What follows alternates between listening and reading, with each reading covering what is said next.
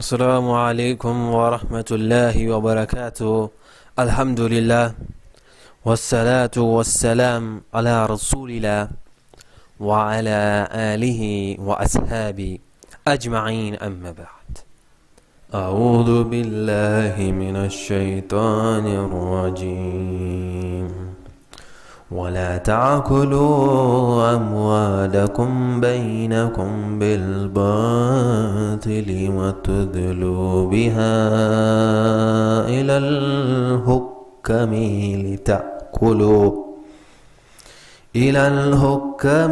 لتأكلوا فريقا من أموال الناس بالإثم وأنتم تعلمون رب اشرح لي صدري ويسر لي أمري واحلل عقدة من لساني يفقهوا قولي ربي زدني علما. Inshallah bi'idhnillahi ta'ala, tonight I will start our Ramadan has gone part 2 program lecture here, and alhamdulillah, last time we talked and we had a very nice discussion, but there was some few we can say problems that we had regarding our live stream, and really you find that this thing, it can happen at any time. And as I mentioned, that tonight on Wednesday bi'idhnillahi ta'ala, we are going to go on and talk about more and more. We don't want to stop here, we want to learn more and more. But I will ask first forgiveness from me that I was not able to do it live streaming to you in YouTube.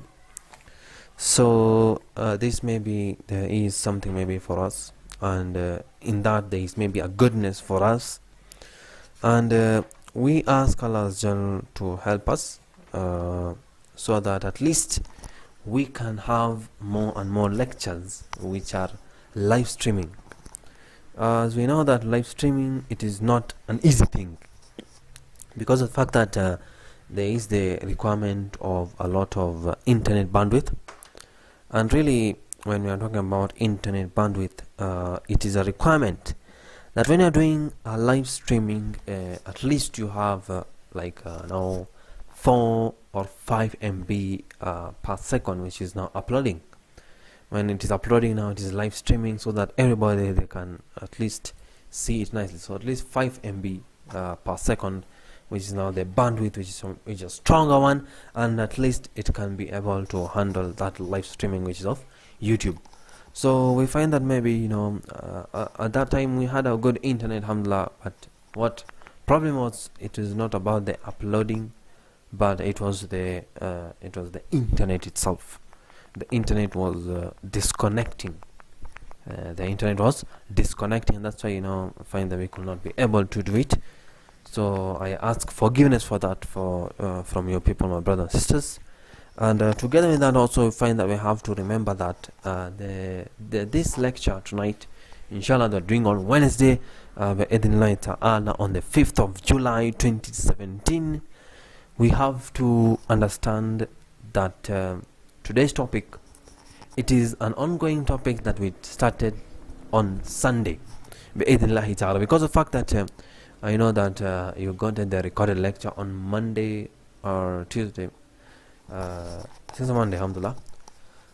So tonight I'll try my best, inshallah, to do it inshallah live streaming. I don't know if it will be working. If I can anyone hear it? If anyone can hear it, just put in the live chat so that I can see if it is working. Alhamdulillah, because the stream health here, you might not know, it might give us a shocking answer. So you find that tonight's topic, Ramadan has gone, what next, part 2, and inshallah we will follow up with the last time thing. As I find that last time we talked about 4 things, alhamdulillah wa shukrulillah, and the first of the thing, it was muhasabah, and we defined muhasabah, and we gave you some explanation from the glorious, not from the hadith of the Prophet ﷺ, that to pray as if you have seen me pray. And alhamdulillah, also I mentioned about the second thing, which is to be grateful to Allah Azza wa Jal. This is something also very much important, especially when you find that after Ramadan you go to the Eid, you say Allahu Akbar, Allahu Akbar, Allahu Akbar, and this is a great showing gratitude to Allah Azza wa Jal. And together with that also we mentioned that we needed to have taqwa. Even after Ramadan we need to have taqwa, as you find that the thing that you have been taught in Ramadan, it was taqwa. Aleikum tattaqun. You find that that was the purpose of fasting, the purpose of Ramadan. It was to give us taqwa, a madrasa. When we have that taqwa, you find that our lives change. And in that also, the last statement, as I mentioned here, it is the one which we have just recited in the starting of this video, that it says وَلَا تَأْكُلُوا أَمْوَالَكُمْ بَيْنَكُمْ بِالْبَاطِلِ وَتُدْلُوا بِهَا إِلَى الْحُكَمِ لِيَأْكُلُوا فَرِيقًا مِنْ أَمْوَالِ النَّاسِ بِالْإِثْمِ وَأَنْتُمْ تَعْلَمُونَ. This verse, which is in Surah Al-Baqarah 188, it says, and eat up not one another's property unjustly in any illegal way. Maybe you are doing stealing, robbing, deceiving. Can't see deceiving. Now, in the story that we talked about, alhamdulillah, on Sunday, we had mentioned that the story of Zayd ibn Su'lah, a Jewish rabbi who was Zayd ibn Su'lah. And Zayd bin Su'lah, he did, as he was a Jewish rabbi, he was a Jewish man, he was actually a Jewish scholar, as mentioned. What was the purpose of him going to find an opportunity from the Prophet ﷺ? You know that story. I think that we mentioned the whole story on that day, Sunday. Alhamdulillah, shukrullah. Now I want to go on from that, as we find that our last statement was Raditu billahi rabba wa bil islami dina wa bi Muhammadin sallallahu alayhi wa sallam nabiyya. That is what Zayd bin Su'lah he said, and you can see that that dignity, that integrity of the Prophet sallallahu alayhi wa sallam. What was the power of it that made Zayd bin Su'lah to come into the fold of Islam, as he said, Ashhadu an la ilaha illallah, Ashhadu anna Muhammadan abduhu wa rasuluh. So this is something very important, and that's why we want to go now to another story, as I find that in these stories there are lessons for us. So another story now to demonstrate this, it is in the conquest of Makkah. We have now to go to the story of conquest of Makkah, the Fatu Makkah, when the Prophet ﷺ, he came into Makkah and he took over Makkah. The Muslim will find that they won, and the Quraysh, they lost. The Prophet ﷺ now, he is, as you find that the non-Muslim at that time, they said it. What did they say? They say that he was the king of Makkah now. The non-Muslim at that time, they used to say that the Prophet ﷺ is now the king of Makkah now. Yeah. And the Prophet ﷺ, he never called himself a king. He was a prophet. He was a prophet. And in fact, you find that Abu Sufyan even said to Abbas, who was the uncle of the Prophet ﷺ, that when they were marching into Makkah, your nephew, he has a great kingdom. You can see that that is what Abu Sufyan was telling to Abbas, that your nephew has a great kingdom. And you find that Abbas, who was the uncle of the Prophet ﷺ, he told Abu Sufyan, this is not kingdom, this is prophethood. This is not kingdom, this is prophethood. And I find that he says, and Abu Sufyan says that you are right. You are right. So he also agrees that the Prophet ﷺ, he was not like a king. He was a prophet of Allah. Okay? And I find that, but nevertheless, you find that he was in charge of Makkah. That is, the Prophet ﷺ, he was in charge of Makkah. And he was the ruler of Makkah now. And he was the king, and he had the ultimate total control and power now. So finally the authority, it was his. And when they came into Makkah, there was a man who was a part of the opposition against the Prophet ﷺ, and he was the leader of the opposition, and his name was Safwan bin Umayyah. Safwan was his name. Safwan was his name. And he had made the purpose of his life to kill the Prophet ﷺ, to destroy the Muslim community. And when the Prophet ﷺ, he came now into Makkah, he said, I am out. I am running away. So Safwan was saying now, I'm out. I'm out. I'm running away. I don't want to stay here. I don't want to stay here. And I find that because why was Safwan saying that? Because he was afraid that they are going to come after him because of everything he has done. Because of everything he has done. And I find that so he ran away. So he ran away. He tried to run away from Makkah. And he went to the port, and he was trying to catch a ride on a boat or a ship and get far away from Makkah as possible. And I find that one of his best friend, whose name was Umair bin Wahab, Umair, who was Safwan's best friend, Umair, his best friend, he became a Muslim. And he comes now to the Prophet ﷺ, and he says, O Messenger of Allah ﷺ, my best friend Safwan ran away because he is afraid of you. But I know Safwan, he is a good man, and I know he made mistakes, but he is a good man deep down inside. I have hope that he can turn the things around. Please grant him protection, immunity. Let him know that he will be safe, and I think I can bring him back to Makkah, and he will become a Muslim, inshallah. So when the Prophet ﷺ, he had that, he said, fine, he is forgiven.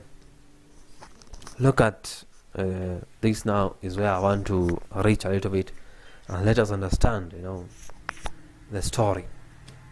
You find that the Prophet ﷺ just said that fine, he is forgiven. Safwan is forgiven. And you have to know that just like that, it was very much something just sudden that, people, they cannot forgive somebody like that. But you find that the Prophet ﷺ, he just said, fine, he is forgiven. Fine, he is forgiven. This person is forgiven.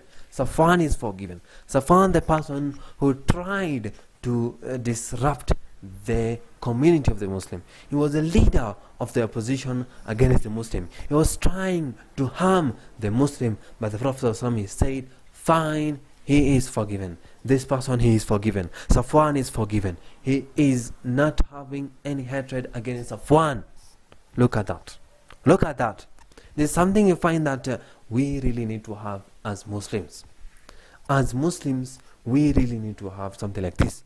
But you find that where is that within our community? Where is this forgiveness within our own selves? If we see our own selves, you find that we are not like that. We are having hatred within our relatives, within our friends, within our community even, and sometimes even within some people who you are praying with them in the masajid. You are having maybe hatred with them. Even you cannot now pray with that person next to that person.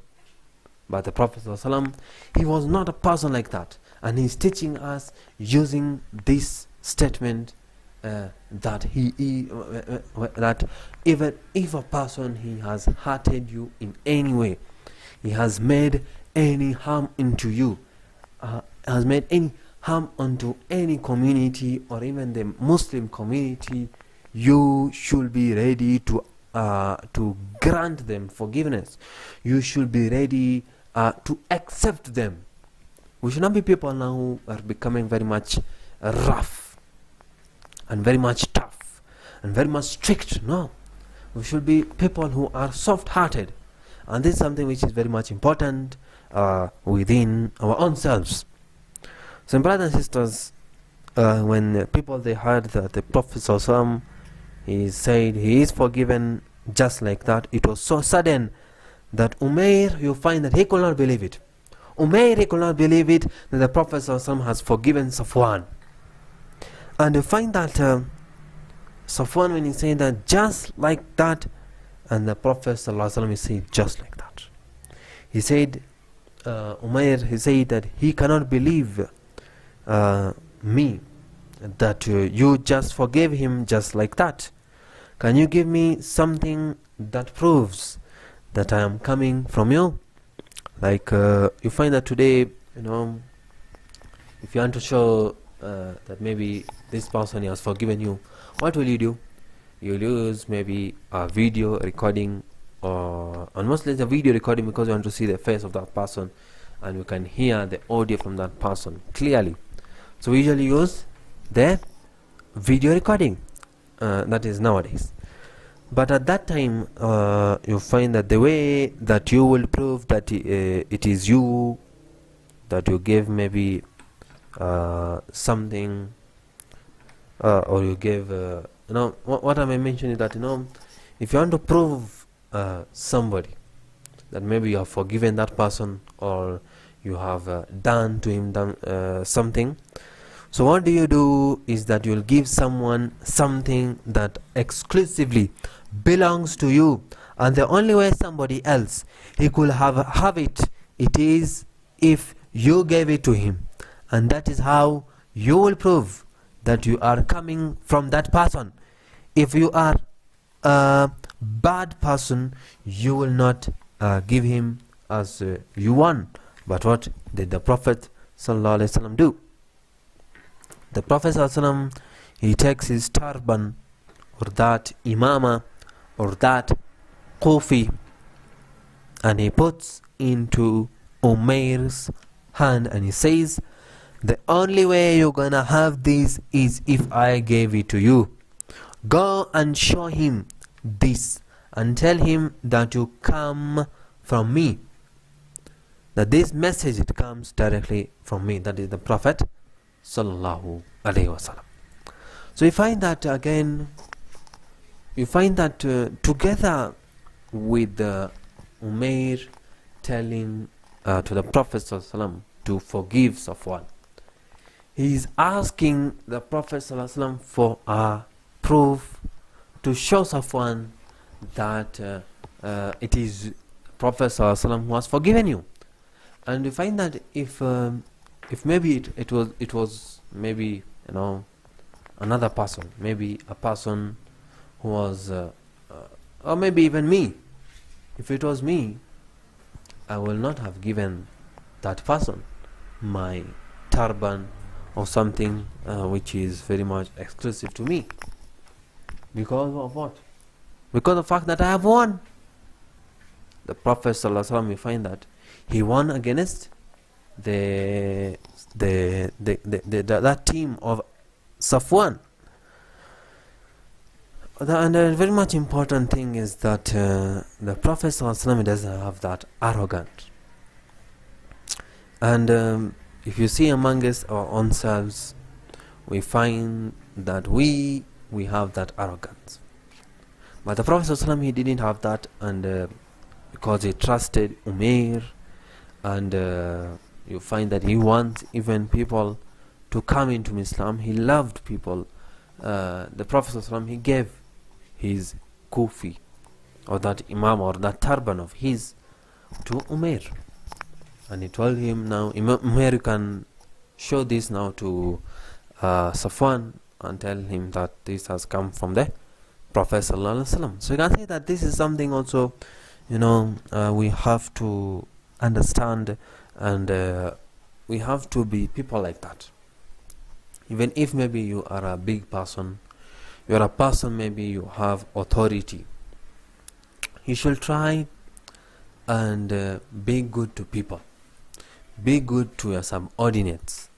It's very much important. When you see maybe someone is having trouble, help them out. Don't pressurize them. Don't pressurize them too much, that they cannot even work within their conditions. And that is what we can be taught from the Prophet ﷺ, that should not be very much difficult for people. We should become easy for people. Okay? So, wow. This is something very much, if you see something like that, the Prophet ﷺ given his turban, it is a wow thing. Okay? So we find that he goes now, that is Umair, he goes out there and he finds his buddy Safwan. And Safwan, he was about to board a ship, and he starts yelling and screaming at him. That is, Umair, he starts to yell and scream at him, Safwan, Safwan, Safwan, wait. And Safwan says, no, I am out. And he says, no, wait. That is Umair is saying, no, wait. And you find that Umair, he catches after him and says, please come back. The Prophet ﷺ has said he has forgiven you. So you find that Safwan says, what do you mean that he has forgiven me? Do you know how much trouble I caused him? How did he forgive me? And Umair says, look what I come with. Look at what I bring. It's his message. It's his. So he shows him the turban. He says that it is his. The message, it is from him. Sallallahu Alaihi Wasallam. The Prophet ﷺ has forgiven you. Come.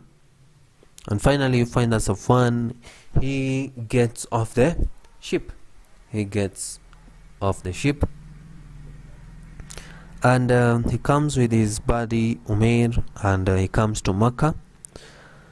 When he comes in, he sits down in front of the Prophet ﷺ, and the Prophet ﷺ, he tells him, accept Islam. And Prophet ﷺ, he talks to him about Islam. So Safwan says, what you say, it makes sense, but I am not totally convinced. I'm gonna need 2 months to think about it. You can see here it is negotiating. I've been taught, about negotiating. See the Prophet negotiating with him. And the Prophet he said, what? He said, you want 2 months to think about it? Take 4 months. The Prophet he gives him more time. Take 4 months. Take your time. Go back home. Read with your family. Live your life. Take 4 months and think about it. Take 4 months and think about it. So you can see the Prophet after even talking with Safwan, after forgiving him, still the Prophet he doesn't stop giving his dawah. He talks with him about Islam, negotiating with him about Islam, and you find that Safwan, he needs time. The Prophet he gives him time. Take time, no problem. Don't have any. Take a deep breath. Live your life. Go and read with your family about Islam. Go and learn about Islam.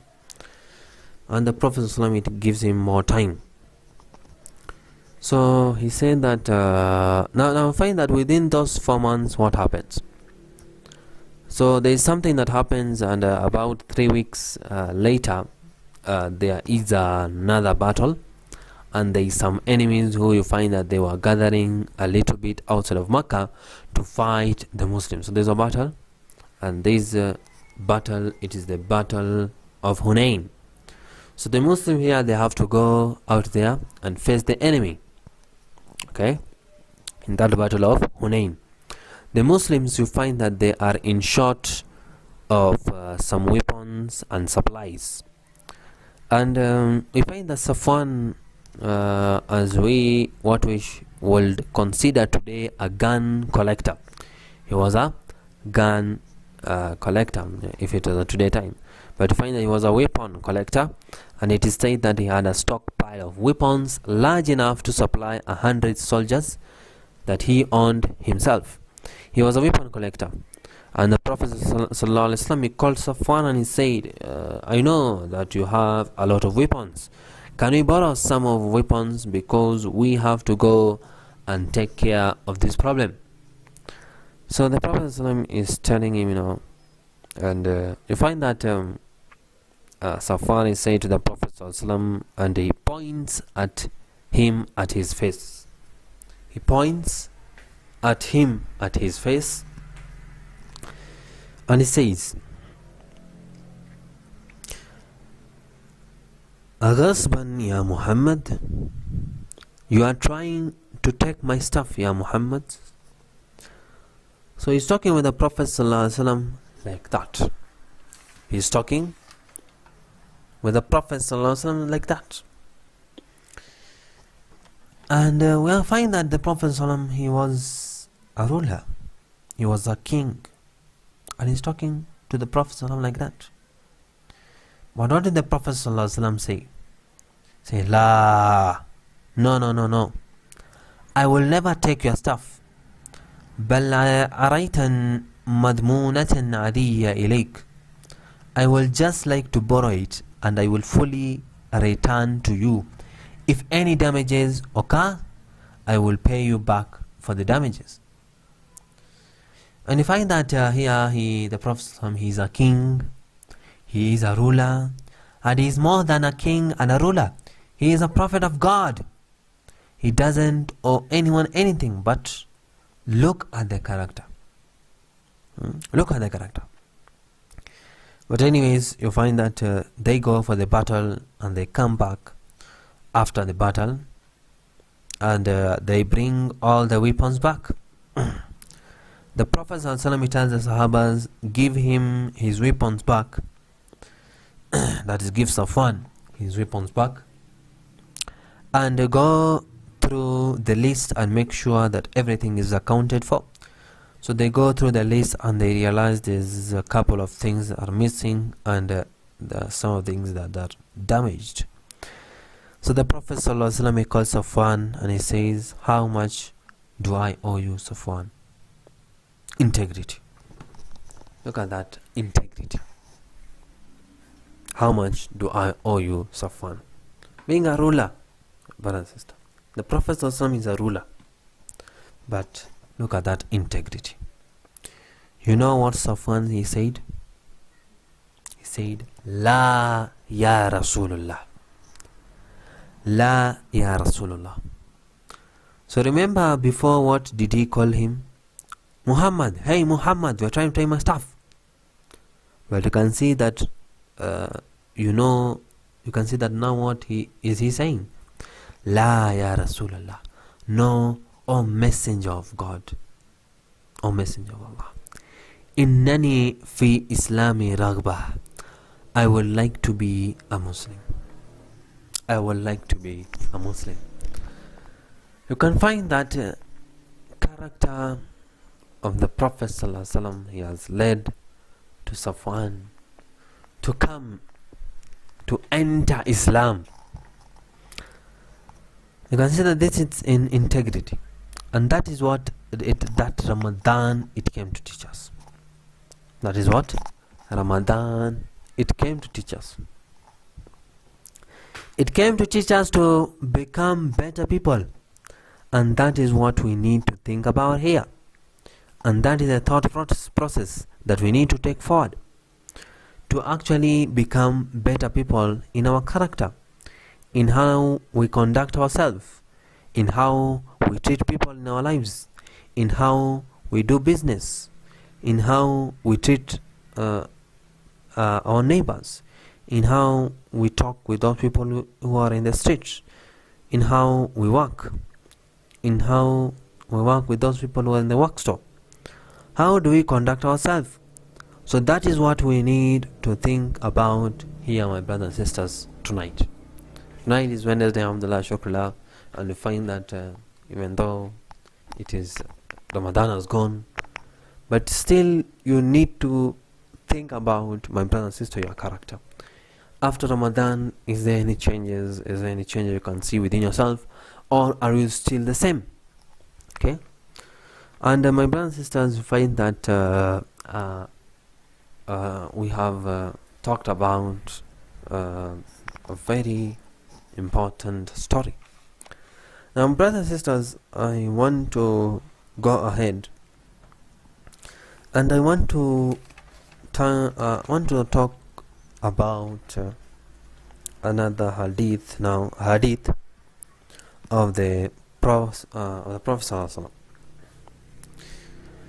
And before I talk about this hadith, I want to mention that we are in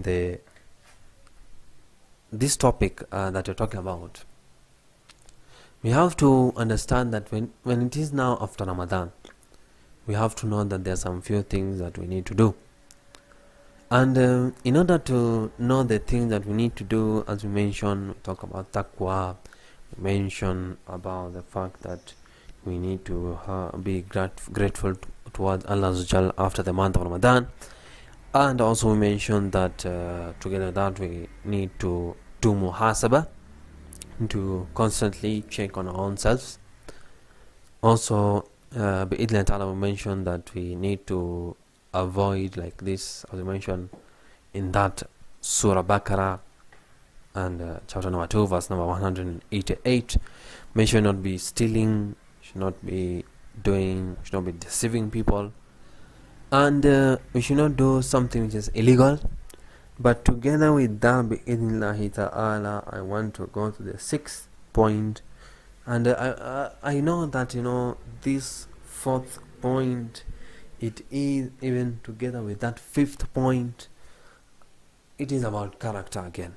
I want to talk about character again, that after Ramadan we need to have that same character.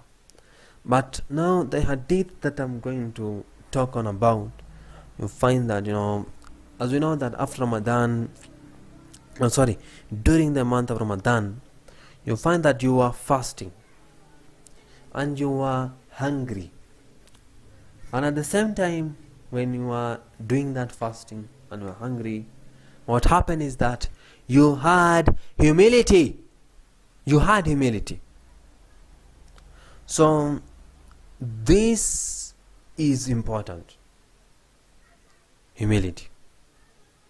As a deed itself, you find that when you are doing humility, what is humility? Humility, it is to belittling of your deeds. That is now humbleness. You are saying that that you have not done, that these all deeds that you have done during the month of Ramadan, it is only because of Allah that He has helped you to do all of these deeds. And when you have this humility, you will be able to do istighfar. You'll be able to do istighfar. You'll be able to ask Allah for forgiveness. And when we see that you are asking Allah for forgiveness, this is a sign of an extended Ramadan. So another thing that you'll be doing after the month of Ramadan, as it is still a part of our character, it is humility or humbleness, and that is now belittling of the deeds. Another thing, bi'idhnillahi ta'ala, so we are now, I don't know, even I can now call it number 6 thing, and I'll talk a lot of things in here because it is a hadith of the Prophet Assalam, and as we know, it's Jawami al-Kalim. which contains a lot of teachings from one hadith. So this hadith is narrated by Abdullah ibn Umar radiallahu anhu, and he says that the Prophet sallallahu alaihi wasallam, he said that the most beloved people, ahabbun nas, to Allah Azza Jal, they are the ones that are most beneficial to one another. So this we are talking about, I will put like a comma here and I'll discuss about this thing a little bit. I'll not take a lot of time, so don't worry. That the most beloved people, you can see ahab is being used in this hadith, ahabunas, and this ahab, it is now the most beloved or most loved. So most loved people or most beloved people to Allah Azza Jal, and they are talking about here, they are the ones who are most beneficial to one another. Now you find that here that we are talking about during the month of Ramadan, I think so we should have talked about even this hadith, but alhamdulillah I will talk even still after the month of Ramadan. So the most beloved people to Allah Azza Jal are the ones who are beneficial to one another. Now this is the thing that is very much important, that my brothers and sisters, we need to be doing. We need to be beneficial to one another, and in any way you can become beneficial to one another. How can you become beneficial to one another? It is by helping them, by giving them, maybe you can give them clothes. Some people now find that they don't have maybe clothes, they don't have enough clothes, so you give them that clothes. It is becoming beneficial to those people. When you become beneficial to those people, you are beloved to Allah Azza Jal. You are beloved to Allah Azza Jal.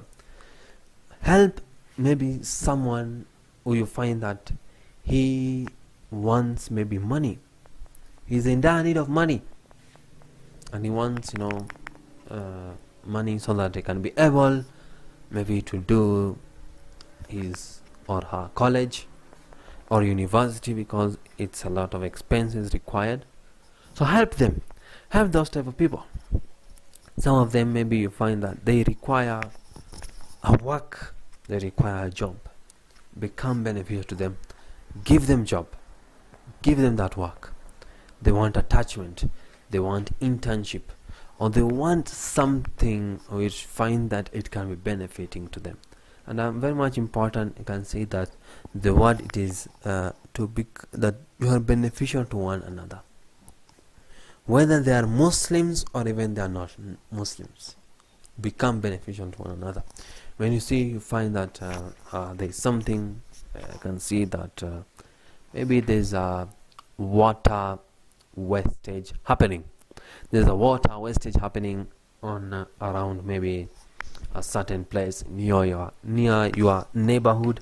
There's a water wastage, and you find that you are thinking now that about this hadith, how can I become beloved to Allah Azza Jal? You find that what you need to do, you become beneficial to one another. So you can see that here you can become beneficial to the whole hood, the whole neighborhood. So you do what is called maybe a plumber to help out to remove maybe that water waste is happening, to close the pipe, to repair the pipe. You're becoming beneficial to one another. You're becoming beneficial to the neighborhood. In the masjid, you see that there is a requirement maybe of maintenance. There is require money, and they don't have money, and they require a lot of money maybe to repair, and there is a leakage happening, or there is something of problem and they don't have water. You give them water, and that is becoming beneficial to one another.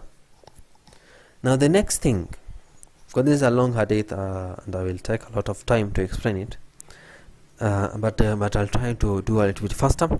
Next thing is that the most beloved action that pleases Allah Azza Jal, it is to make your fellow Muslim happy. And this is something which can be done very much easily. Brother and sister, you find that I can give many examples here, but I'll just take one or two examples so that you can go ahead. That this most beloved action is an action that pleases Allah Azza Jal, and it is making your Muslim happy. You find that let us take an example of a person who is your relative.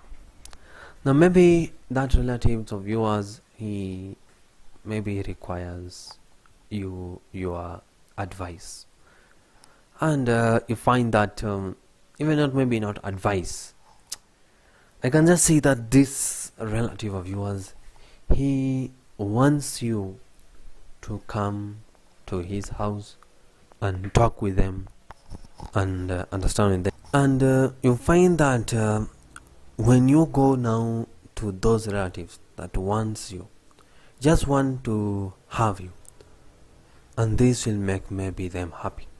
Sometimes you find that, especially I can say to the sisters, most of the sisters, some of them, they don't work and they're at home, and that the job maybe at home, it is now to please the mother-in-law, the father-in-law, and you find that their husband, he has gone now out to work. Now you find that this sister, this wife, can say that is really very much in difficult times, because you find that to do that every day, to be cooking every day, to be pleasing, it's something like it becomes like difficult for some of them, and we have seen such situation many times. So what do they want? They maybe want to go out because they cannot stay at home. That's why they go out.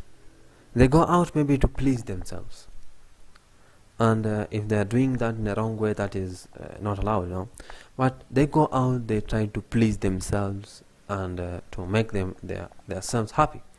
So what they do, they mostly go to their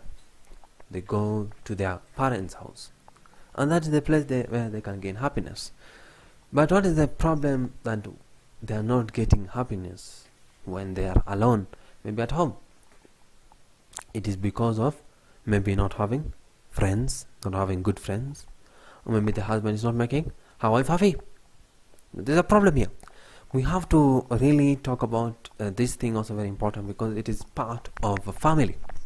The family, they should be making each other happy, and you are still Muslims making happy.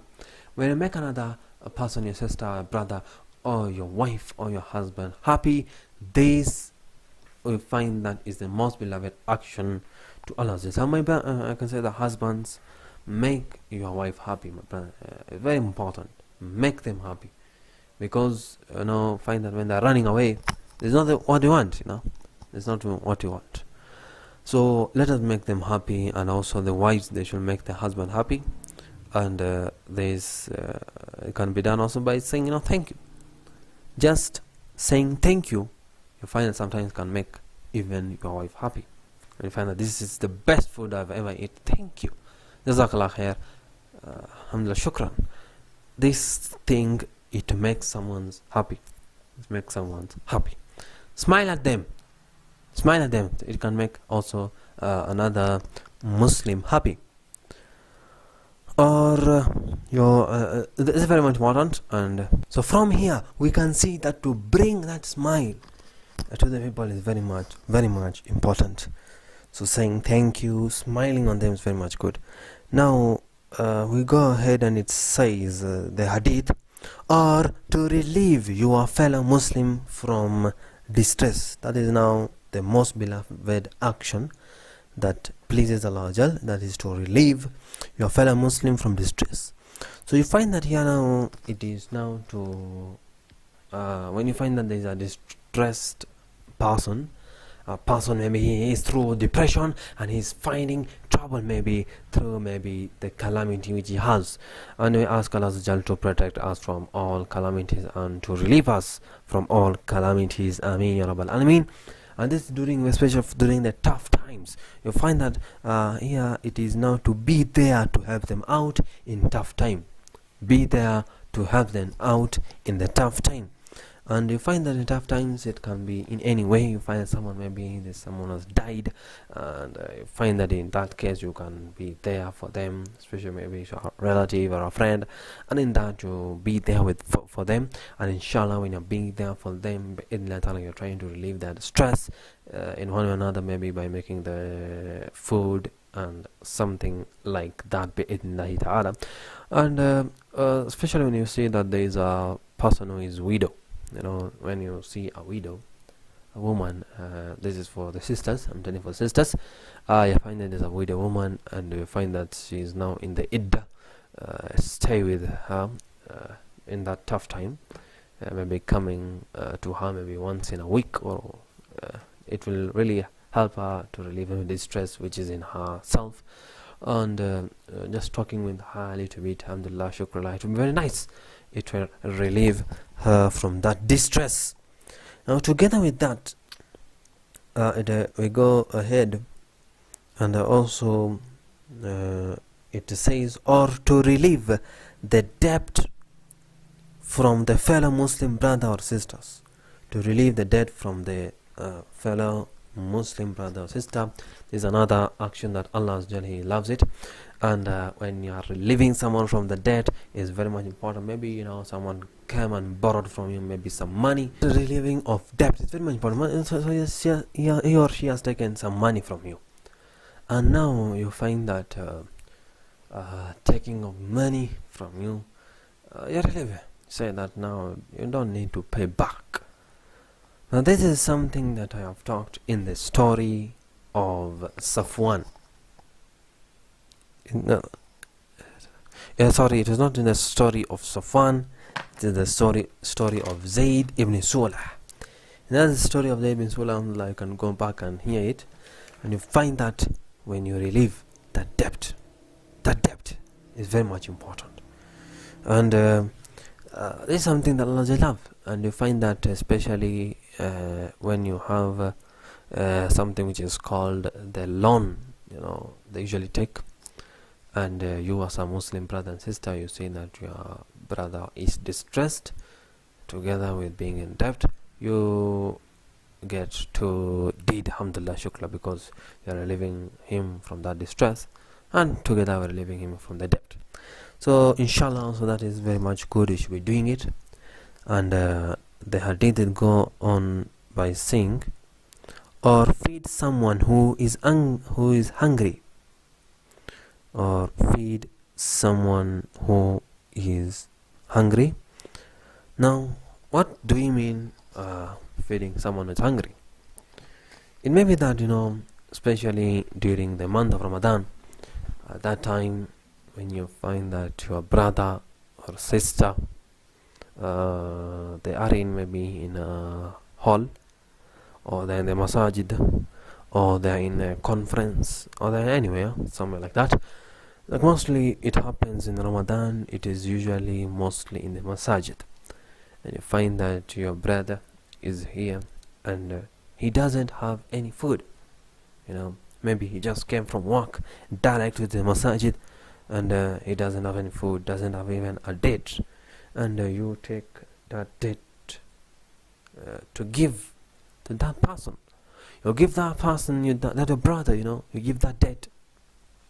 That date, this is to relieve the person from that hungriness, and really you are helping that fellow Muslim by feeding him, because he's hungry. He is hungry. And that time because mostly we do like that. It happens mostly in masajid, and we usually see it a lot.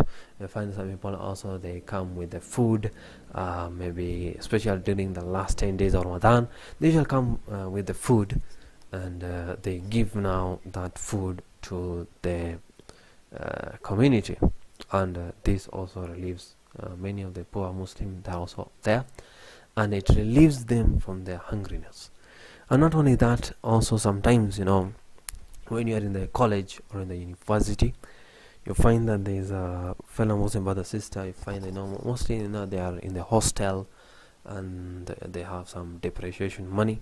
They don't have a lot of money, they're being given budget, and now you, being a good Muslim brother and sister, you give him or her food, and alhamdulillah, that's good.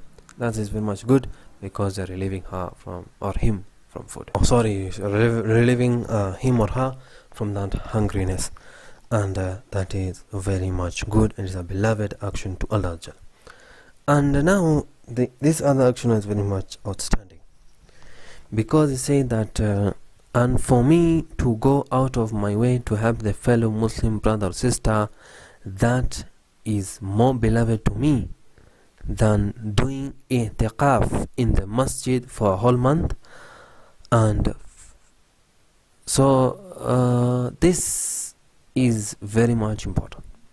The Prophet ﷺ is saying that, and for me to go out of my way to help that fellow Muslim brother or sister, that is more beloved to me than doing i'tiqaf in the masjid.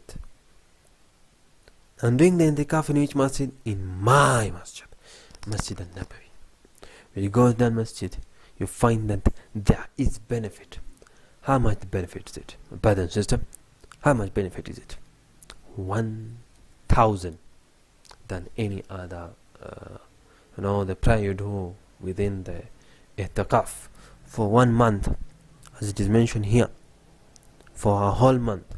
When you're doing for a whole month, for 30 days, alhamdulillah, shukra, you can just calculate it, how much of good deeds you'll be getting for the whole month. The Prophet also is saying that for me now to go out of my way to help that fellow Muslim brother or sister, you're just helping him to get him out of trouble, out of anything that this Muslim here has. You're removing him, and that is more beloved to the Prophet ﷺ. You're helping him or her. Sometimes you find that when there is I can say that a widow woman, how can you make that widow woman happy? Sometimes, let me just tell you, my brothers and sisters, there are some widows who are under the age of 30 years. And I'm talking the truth. To help her, how can you help that person? Now, we find that there are some brothers and sisters who have not married. They can go and marry that widow woman.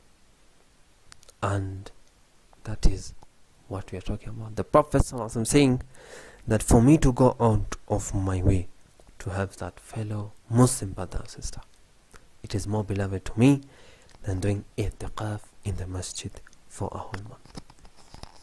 Maybe she is not virgin, there is no worry. My brother and sister, you get a lot of thawab to help that Muslim brother or sister. This is just an example. There is a lot of more examples. Just mentioned widow woman. There may be another woman who is troubled in another way. We don't know. We don't know, my brothers and sisters. The many people are troubled just when you are knowing. Sometimes they will not tell you. Most of our Muslim brothers and sisters, they will not tell you that I'm in trouble or I'm in that bad situation. No, I need help. So you need to help them out completely. Now sometimes there's a father, and this father now has a burden of their children. Maybe she's her daughter. She's her daughter who wants to marry but cannot find a boy. Now what do we tell to that people? How can we get the boy? You find that you can get the boy if you do what? If you give out your boy to propose that girl, or you propose that family, and you find that in that way you are still helping that fellow father. When maybe you are finding for that daughter a boy, and this again, it is helping out completely. You help them out completely. This is very much important. Not only that, there's a lot of things in regards to marriage. Not just I was talking about marriage because there's also other things. Maybe some other people now, they are like today in the masjid. Today, just today, I'm talking about today in the 11th of Shawwal, 1438, and we are in the 5th of July 2017. We're talking about here, there was a person here in the masjid who is a very old person, and he has children who are going to school, and now he needs money for the children. Together we need money for the children. He also has his wife who needs also food. His family needs food. Together with that, they also need the electricity bill to be paid. They need the rent to be paid, the water now to be paid, and all other stuffs also to be paid, and to get the food for a whole month. Now you can see that all these things, you can help that person by, maybe one person saying that I will pay for his electricity. You have helped that fellow Muslim brother or sister, and in that way you are beloved to the Prophet Sallallahu, than doing that itikaf in the masajid of an-Nabawi for a whole month. You can imagine. So my brother and sister, by paying the electricity, some other person may be paying now the water bill, some other person may be paying now the rent, some another person may be paying now for his food for the whole month. You can see that what they are doing. Some other people are paying the school fees. That way you are helping. And the main example, people that can help through money, people that can help through food, people that can help through clothes, people that can help maybe through even teaching them.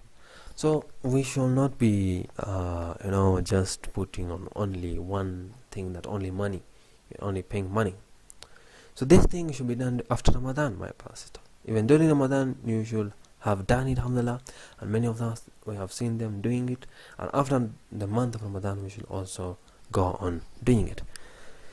The Prophet ﷺ also mentioned that, and for the person that covers up their anger, Allah Azza wa Jalla will cover up their faults on the day of judgment. The day of judgment. Now here is a person who he covers up their anger. And this again is a very important statement by Rasulullah Sallallahu Alaihi Wasallam. And when you're covering your anger, you're covering your own anger. This will make Allah Azza wa Jal to cover up your anger on the day of judgment.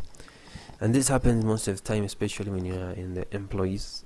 When you have your employees, you should not be, pressurizing them. As I was mentioning even before, that don't become very much strict on them.